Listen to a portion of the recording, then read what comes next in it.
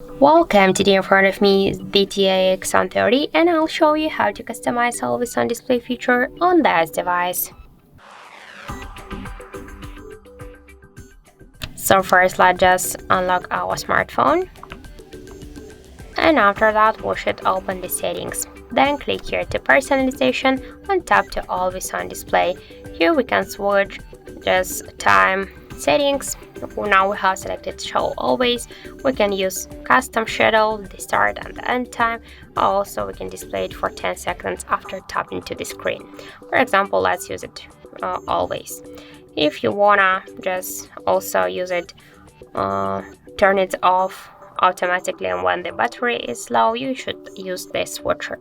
If you wanna change the style of the always on display clock, here you should click here to more styles, and after that you can just select one from these available just icons or just another type of clock, digital, analog clock. Also you can use here the text signature.